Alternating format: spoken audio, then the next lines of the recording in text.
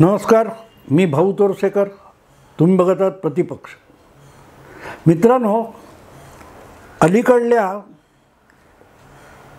काही महिन्यांमध्ये, प्रामुख्याने वर्षभर पण आपण म्हणू शकतो, जसजसं लोकसभा निवडणुकीची 5 वर्षापैकी 4 वर्षाची मुदत संपत आली, तेव्हापासून लोकसभा निवडणुकीचे वेध लागलेले होते. आणि त्यानंतर मोदी विरोधात असलेली ल्युटियन्स लॉबी, म्हणजे जी मुळात ब्रिटिशकालीन दिल्ली आहे, त्या दिल्लीमध्ये जे स्वतःला फार उच्चभ्रू आणि अभिजन वर्ग म्हणतात, अशा बुद्धिमान प्राध्यापक वगैरे, संपादक, पत्रकार, वाहिन्यांचे संपादक, मालक आणि काँग्रेस यांची जी इकोसिस्टीम आहे, त्यांनी एक नवा नॅरेटिव्ह किंवा नवी भूमिका पुढे आणायला सुरुवात केली आहे. अर्थात ती तशी नवी असं म्हणता येणार नाही. 5 वर्ष जुनीच, 4.5 वर्ष 5 वर्ष जुनीच भूमिका आहे, जुना नॅरेटिव्ह आहे. पण तो परत एकदा शेळ्या कणीला ऊत आणल्यासारखा नव्याने पुढे आणला जातोय. तो नॅरेटिव्ह असा आहे की मग कुठले काय म्हणतात त्याला, फोटो वेगवेगळे सार्वजनिक कार्यक्रमातले कुठलं तरी फुटेज, चित्रण दाखवून भारतात मोदींच्या जवळपास पोहोचू शकेल इतकी लोकप्रियता असलेले आणि अतिशय क्रियाशील मानले जाणारे मंत्री केंद्रातले नितीन गडकरी यांचं नाव पंतप्रधान पदासाठी पुढे करण्याचं एक भूमिका साळसूदपणे आणली जाते.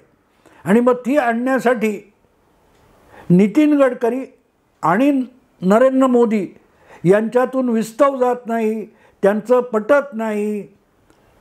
नितीन गडकरींची लोकप्रियता मोदींना आवडत नाही.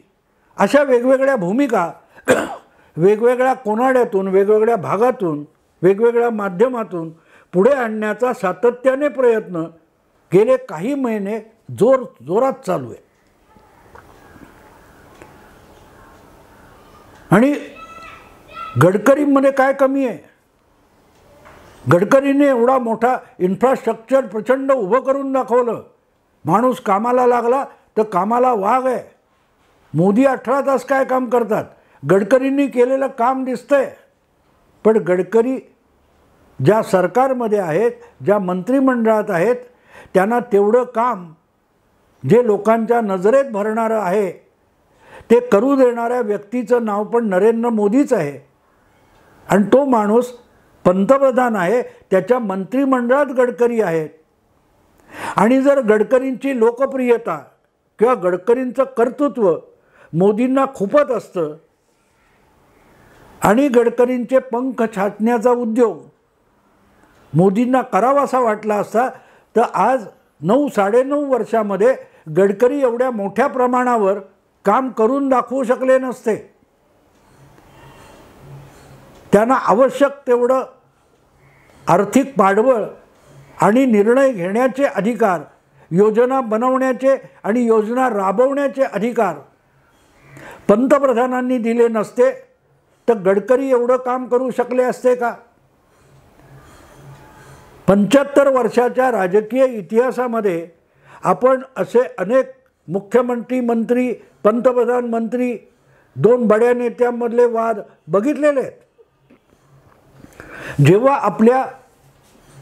आपल्या कनिष्ठ सहकार्याला किंवा आपल्या एखाद्या सोबत्याला अधिक लोकप्रियता मिळते आणि त्याची कर्तबगारी नजरेत भरणारी आहे, अशा वेळेला मुख्यमंत्री किंवा पंतप्रधान यांनी त्याचे पंख छाटलेलं आपण वारंवार बघितलेलं आहे. या इतिहासाची दीर्घकालीन नोंद झालेली आहे, नवीन काही नाही आहे. त्यामुळे गडकरी यांचे असे पंख मोदींनी छाटलेत किंवा गडकरींच्या कामामध्ये अडथळे उभे केलेत, असं कुठे दिसलंय का? देशाच्या काय म्हणतात त्या, रस्ते वाहतूक, जलवाहतूक, अशा प्रत्येक बाबतीतलं काम गडकरींकडे सोपवण्यात आलं, ज्यातून भारताचा कानाकोपरा जोडला जाईल. या प्रकारच्या शेकडो योजना गडकरींनी मोठ्या उत्साहात राबवल्या, अभ्यास केला तंत्रज्ञान आणलं, पैसे गोळा केले, इतर खात्यातले पैसे आपल्या खात्यात वळवून ही कामं कशी तडीला नेता येतील, इतर खात्यांबरोबर संयुक्तरित्या प्रोजेक्ट घेतला, तो कितीही खर्चिक असला तरी यशस्वीरित्या पुढे नेता येतो, ही कल्पकता गडकरींनी दाखवली. पंतप्रधान त्यात मोडता घालू शकले असते. ह्या तक्रारी आपण आजवर अनेकदा ऐकलेल्या आहेत की मुख्यमंत्री किंवा पंतप्रधान आपल्याला काम करू देत नाहीत म्हणून तडकाफडकी मंत्रिमंडळातून अनेक लोक बाहेर पडलेले नेते आपल्याला माहिती आहेत. अशी जर अडवणूक पंतप्रधान मोदींकडून होते तर गडकरींसारखा माणूस मान खाली घालून ते सहन करत बसला नसता. त्याच्याही पलीकडे जाऊन राजकीय पातळीवर बघितलं तर गडकरी हे थोडे सैल तोंडाचे आहेत, अधिक बोलतात आणि केलेल्या कामावर पण गडकरींकडून अनेकदा बोळा फिरवला जातो, ही वस्तुस्थिती आहे. राजकारणात माणसाने कमी बोलावं पण अधिक साधावं असं म्हटलं जातं. गडकरींचा स्वभाव त्याच्या उलट्या टोकाचा आहे. त्यांचं गुणगान जेवढं होतं तेवढंच राजकीय पातळीवर भाजपला झोडायला गडकरींची अनेक वक्तव्य विरोधकांनी सातत्याने वापरलेली आहेत. आणि या पार्श्वभूमीवर जेव्हा गडकरी पंतप्रधानपदाचे उमेदवार म्हणून नॅरेटिव्ह एक पुढे रेटण्याचा प्रयत्न होतो तेव्हा हा विषय जरा सविस्तर मांडणं मला अगत्याचं वाटतं. गडकरी सैल तोंडाचे आहेत, जरा फटकळ बोलणारे आहेत, खुसखुशीत बोलणारे आहेत. समोर बसलेल्या प्रेक्षकांना आपल्याकडे आकर्षित करून घेण्यासाठी आणि टाळ्या वाजवायला भाग पाडण्यासाठी गडकरी थोडेफार वाहवत पण जातात, ही वस्तुस्थिती आहे. राजकारणी आणि मुरब्बी राजकारणी जसं हातचं राखून बोलतो तसं गडकरी बोलत नाहीत, ही वस्तुस्थिती आहे. आणि सगळ्या पक्षांमध्ये त्यांनी आपले मित्र करून ठेवलेले आहेत. तरीही गडकरी हा हार्डकोर राष्ट्रीय स्वयंसेवक संघाचा स्वयंसेवक आहे, हे सुद्धा विसरता कामा नये. त्यामुळे असले नॅरेटिव्ह जे पुढे ढकलतात, आणि मी पहिल्यांदाच सांगितलं की हा नॅरेटिव्ह नवा नाही. 2019च्या 7-8 महिने आधी आता मोदी हमखास पडणार, कारण भाजपला 14 मध्ये मिळालेलं बहुमत हे खात्रीचं नव्हतं, तो योगायोग होता, ती लागलेली लॉटरी होती. आणि आता 2019 मध्ये मोदींच्या नेतृत्वाखाली भाजप लढला तर त्याला बहुमत गमवावं लागणार. आणि भाजप कधी 200, कधी 225, कधी 250 एवढ्या जागांवर येऊन अडकेल आणि भाजपला इतर पक्षांची मदत घ्यावी लागेल. NDA मध्ये असलेले पक्षसुद्धा बहुमत पूर्ण करू शकत नसतील किंवा करू शकतही असतील तरी त्यापैकी अनेक जण किंवा अधिकची मदत लागणारे पक्ष मोदींना नेता म्हणून स्वीकारणार नाहीत. आणि त्यामुळे भाजपला मोदींचा पर्याय म्हणून इतर नेत्यांचा विचार करावा लागेल. समजा भाजप 200, 225 वरून अडकला तर त्याला 50 पेक्षा अधिक खासदारांचं बहुमतासाठी पाठबळ लागेल सरकार बनवायचं असेल तर. आणि त्यामुळे म्हणजे बाहेरचे पक्ष येऊ इच्छितात किंवा येतील ते पक्ष मोदींचं नेतृत्व मान्य करणार नाहीत, भाजपला दुसरा नेता द्यावा लागेल. असं कधी झालंय कोणाला आठवतं मित्रांनो? येस, 1996-97 साली 97-98 साली ज्यावेळेला भाजपला सत्तेच्या बाहेर बसवायचं म्हणून भाजप वगळून सगळे पक्ष एकत्र आले होते. अकाली दल, शिवसेना, समता पक्ष आणि भाजप सोडले तर सगळ्या पक्षांचं कडबोळं बांधण्यात आलं. तरीही बहुमत मिळणं शक्य नव्हतं म्हणून शेवटी काँग्रेसलाही सोबत घेण्यात आलं आणि देवे गौडा औड घटकेचे 10 महिन्याचे पंतप्रधान झाले होते. पण देवे गौडांच्या मागे तत्कालीन काँग्रेस अध्यक्ष सीताराम केसरी हात धुवून लागले होते की काँग्रेसला नुसता पाठिंबा नाही देणार, काँग्रेसच्याही काही लोकांना मंत्रिमंडळात सामावून घ्या, पण देवेगौडाला त्याला तयार नव्हते. आणि त्यामुळे सीताराम केसरी आणि देवेगौडा यांच्यात खटका उडाला. त्यामुळे जनता दलाचे नेते असलेले देवेगौडा आणि सीताराम केसरी यांच्यातला वाद विकोपाला गेला आणि एका क्षणी सीताराम केसरी उठले आणि सरळ राष्ट्रपतींकडे गेले आणि त्यांनी पत्र दिलं की आम्ही देवेगौडा यांना पंतप्रधान म्हणून जो पाठिंबा दिलाय तो काढून घेतो. सीताराम केसरींना असं वाटत होतं की हे सरकार पडलं की बाकी डावे उजवे पुरोगामी सगळे आपल्या मागे एकत्र येतील आणि आपणच भारताचे पंतप्रधान होऊ, असा भ्रम सीताराम केसरींचा होता. आणि केवढी गंमत होती मित्रांनो, त्यावेळेला लोकसभेमध्ये शरद पवार हे काँग्रेसचे गटनेते होते, विरोधी नेता होते, पण त्यांनासुद्धा केसरी पाठिंबा काढून घेणार आहेत याची अजिबात कल्पना नव्हती.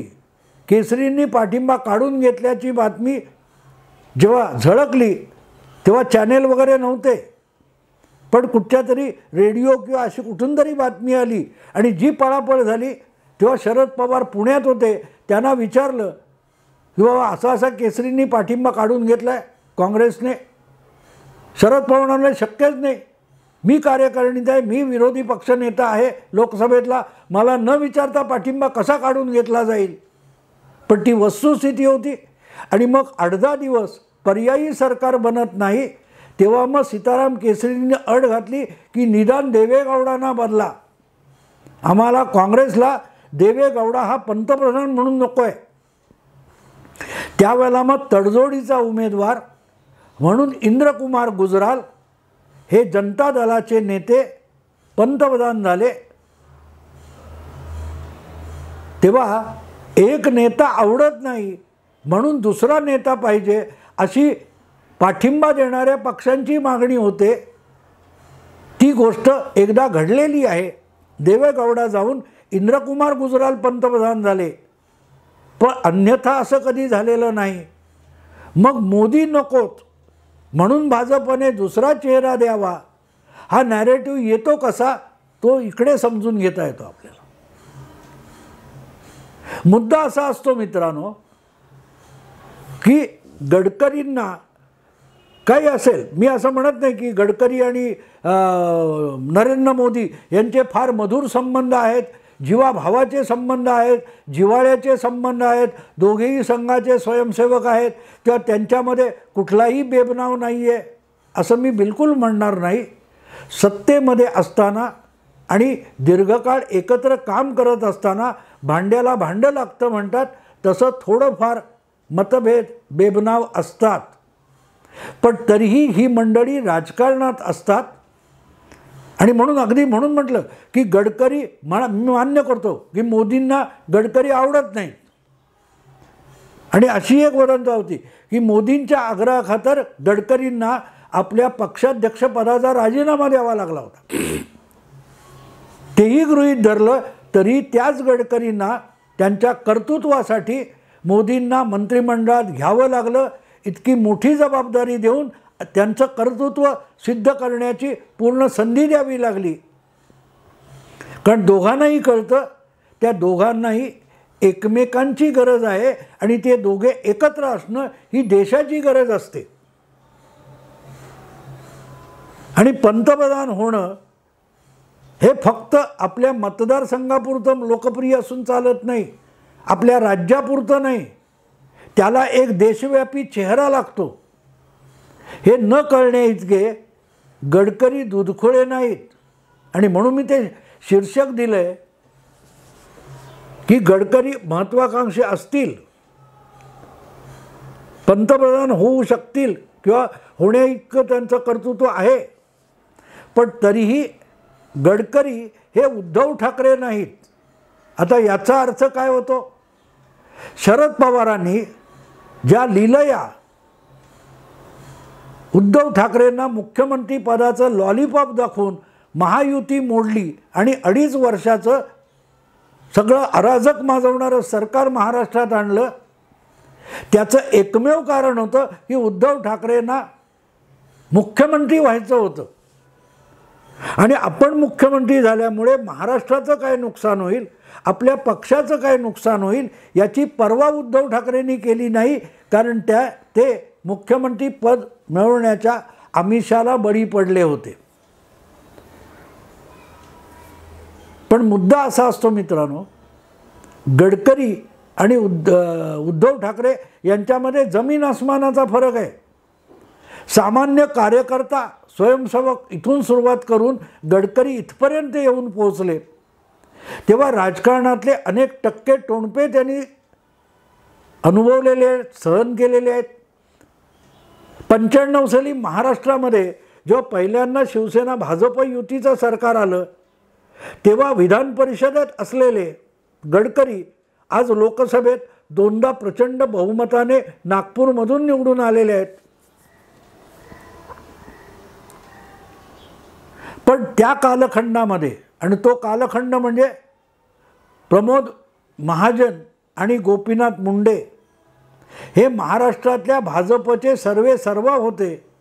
आणि फक्त महाराष्ट्रापुरतं नाही तर राष्ट्रीय राजकारणात देखील प्रमोद महाजन इतका दबदबा होता त्यांचा की त्यांच्यासमोर भाजपतल्या महाराष्ट्रातल्या इतर कुठच्याही नेत्याचा आवाज चालत नव्हता.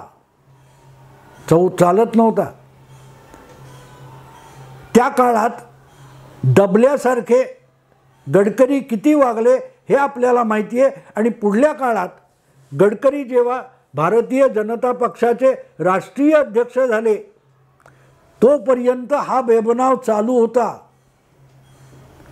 प्रमोद महाजन हयात नव्हते, त्यांचं एक अल्पकालीन निधन झालेलं होतं. पण त्यांच्या भगिनीचे पती गोपीनाथ मुंडे हयात होते. आणि गडकरी पक्षाध्यक्ष झाल्यानंतर गडकरी आणि गोपीनाथ मुंडे यांच्यातला जुना वाद इतका उफाळून आला होता की एक दिवस गोपीनाथ मुंडे हे भाजप सोडून बाहेर पडणार असा गदारोळ झालेला होता. आणि शरद पवारसुद्धा म्हणाले होते की गोपीनाथ मुंडे आमच्याकडे आले तर त्यांना देण्यासारखं आमच्याकडे काही नाही. जे आज उद्धव ठाकरे वारंवार बोलतात ते वाक्य त्या काळात शरद पवार बोलले होते. 2011 वगैरे काय असेल मला आठवत नाही.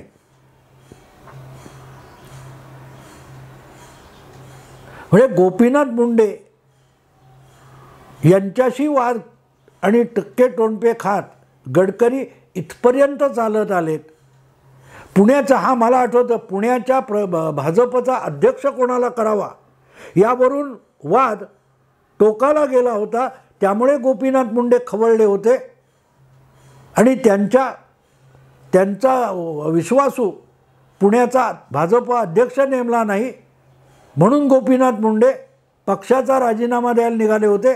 पण ते प्रकरण निस्तरलं गेलं. तेव्हा या सगळ्यातून आलेले गडकरी हे इतक्या सहजासहजी कोणीतरी पंतप्रधानपदाचं आमिष दाखवतोय म्हणून असल्या नॅरेटिव्हचे बळी होतील असं ज्या मूर्खांना वाटतं ते मूर्खाच्या नंदनवनात बागडतायत एवढंच म्हणावं लागेल. कारण गडकरी हे उद्धव ठाकरे यांच्यासारखे कुठच्या पदाची अभिलाषा बाळगून आपल्या सगळ्या राजकीय कारकिर्दीवरून बोळा फिरवतील अशी बिलकुल शक्यता नाही. कारण राजकारणात प्रतीक्षा आणि संयम, श्रद्धा, सबुरी आवश्यक असते आणि ते गडकरींना कळते. नॅरेटिव्ह पेश करणाऱ्यांना ह्याच्याशी कर्तव्य नसतं. त्यांना फक्त नॅरेटिव्ह भूमिका पुढे आणायची असतात, चुगल्या लावायच्या असतात, त्यामुळे अशा गोष्टी चालतात. पण कशाला बळी पडावं याचं भान असलेले गडकरी आणि सहजगत्या बळी पडणारे उद्धव ठाकरे यांच्यातला फरक इथे लक्षात घेतला पाहिजे. मग गडकरी पंतप्रधान होणार, करावे लागणार, भाजपच्या संख्या कमी होणार, इतर पक्षांचा आग्रह होणार, भाजपला नवा चेहरा द्यावा लागणार, तो चेहरा म्हणजे गडकरी, असं करून गडकरींना हरभऱ्याच्या झाडावर चढवण्याचा प्रयत्न करणारे मूर्ख आहेत. गडकरी मुरब्बी राजकारणी आहेत. असो मित्रांनो, आत्ता इथेच थांबतो. आवडलं लाईक करा, शेअर करा, सबस्क्राईब करा. नमस्कार.